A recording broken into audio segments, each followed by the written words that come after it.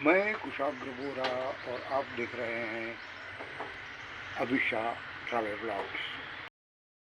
आजकल हम रस भरी बातें इस उपन्यास का पठन कर रहे हैं।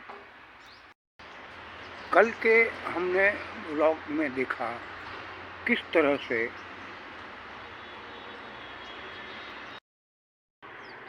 शगुन मॉरिशस के कछुआ तट पर पहुंचा। आज आगे।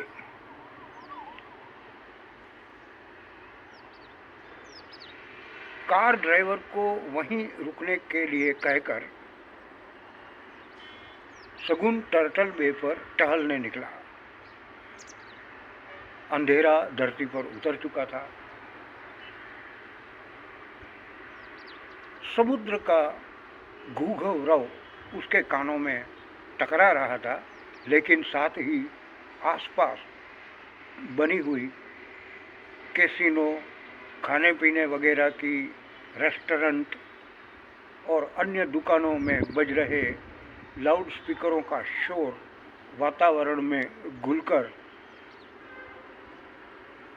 उसे और भी तनावपूर्ण बना रहा था। शगुन ने सोचा, कहीं ऐसी जगह जाकर के बैठूं जहां शांति हो। उसने बीच पर चारों ओर नज़र दौड़ाई तो उसे सिर्फ सफ़ेद झाग, जो कि समुद्र की लहरों से उत्पन्न होकर समुद्र के किनारे से टकरा कर पैदा होते थे, वही दिखे। बाकी अंधेरा ही अंधेरा। हाँ, कहीं दूर समुद्र में एकाध कोई जहाज की बत्तियां जरूर से दिखती थी। उसने बीच की रेती पर चलते चलते अचानक से उसकी नज़र सुदूर टिमटिमाते एकमात्र बल्ब के ऊपर गई।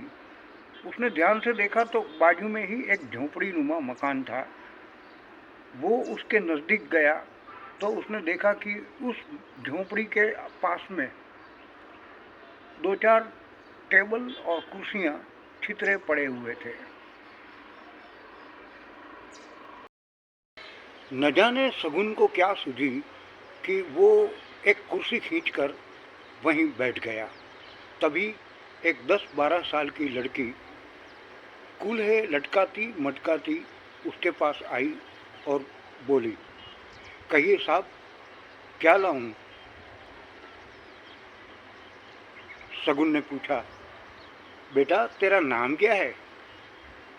उसने अपने पूरे शरीर को लहराते हुए, अंगड़ाई लेते हुए कहा, राधा।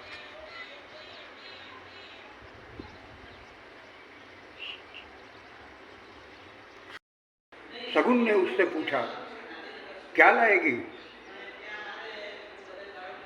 राधा ने कहा, हमारे पास सब है। दारू है, बिस्की है, देसी है, विदेशी है और खाना भी है। कहिए आप क्या लाएंगे?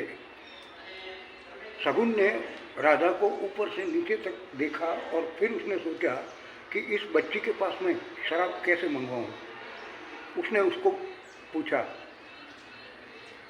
तेरे बापू या भाई को भेज दे। राधा ने कहा, भाई तो काम पर गया है, वो वहाँ मातलू है।